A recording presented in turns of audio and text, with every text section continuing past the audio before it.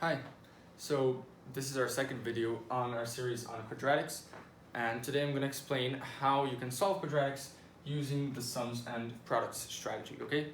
So if you want a more basic introduction on what are quadratics and more holistic view on what they mean, check out our previous video, the introduction to quadratics, but now I'm just going to get into specifically the sums and products, okay? Before we get into that, let's review a little bit.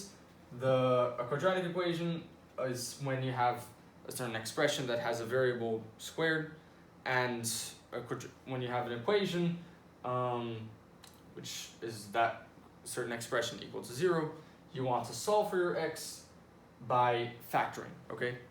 But in the last video, you could just factor your expression using like opposite distributive property, but sometimes you will get equations such as x squared plus 5x plus 6 equals 0, where there's no specific single number that you can factor out from all of these, right?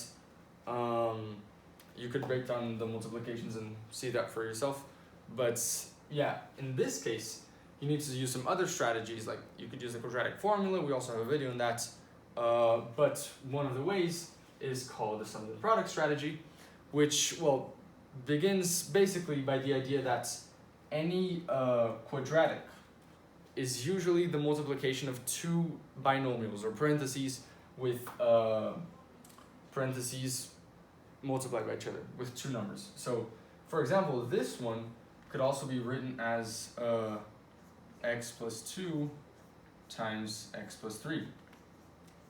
If you multiplied this, you would get, again, x squared plus 2x plus 3x plus 6, which would give you x squared plus 5x plus 6. So you see that this ultimately came from the multiplication of these two double term binomials, okay? And now, let's say you didn't know this, okay? And you want to find which two binomials give you this expression, right? Because if you can rewrite this in a way that there you have two pieces multiplied by each other, you can find which x values make the equation true. And I can show that in a bit, okay? So now, how does sums and products work? Basically, what you want to do, and I'll make this more visually helpful, what you want to do is find which two numbers add up to this value and multiply to this value. Okay? So we want to know two numbers that add up to 5 and multiply to 6. In this case, I'm just going to give you it. There are other strategies to find it, but the numbers are 2 and 3. Right? Because 2 plus 3 is 5, 2 times 3 is 6, right? And here, you can just rewrite this whole expression as x plus your given, well, no, it's not helpful. As x plus one of your numbers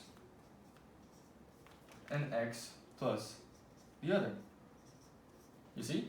And this returned us to our two binomials that we multiplied. You see?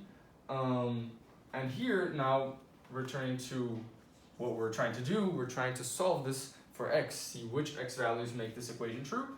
And here we can look at if this certain piece of the function, of the equation was 0, the whole thing would be 0. So if x plus 3 is 0,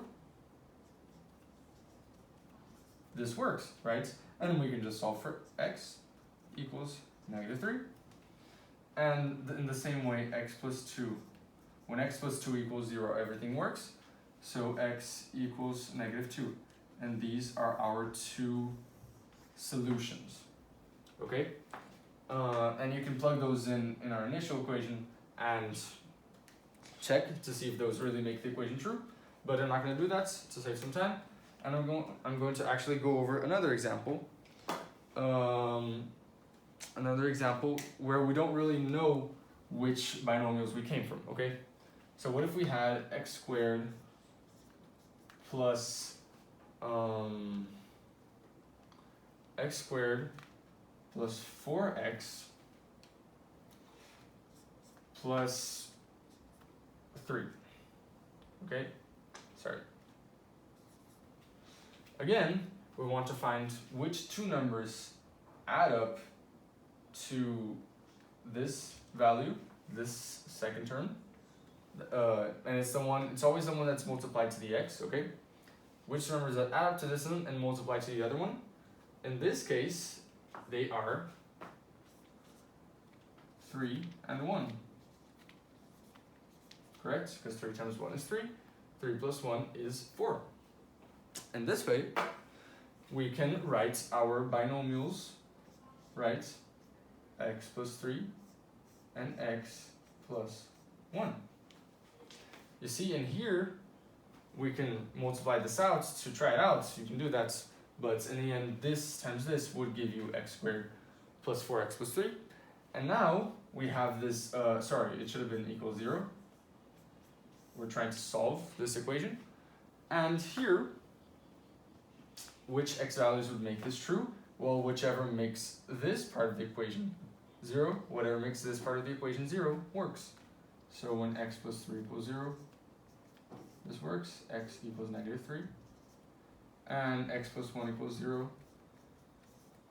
X equals negative 1. And these are our solutions. Okay? And this is how you do the sums and products. And on some last notes, some things that I wanted to add on from the last video. You're not always going to be given such a simple equation like this with everything on one side and 0 on the other. Sometimes you can be given x squared plus 4x equals 7x minus 5. And then you see this can still work as a quadratic equation because you have an x squared. And what you do is just bring everything to the other side, right? Minus 7x plus 5 plus 5. And then you have x squared minus 3x plus 5 equals 0. And you would go on to try and solve that. Okay? I believe that's it. If you have any other questions, you can leave it in the comments. But yeah, basically, remember, sum of the number that is before the x and product of the number that's being added in the end that has no variable. Okay? And if it was a negative number, if it was negative 1, for example, you would just write x minus 1, okay, here instead of plus, because it would be a plus and negative, which is the same as minus, okay? Thank you very much.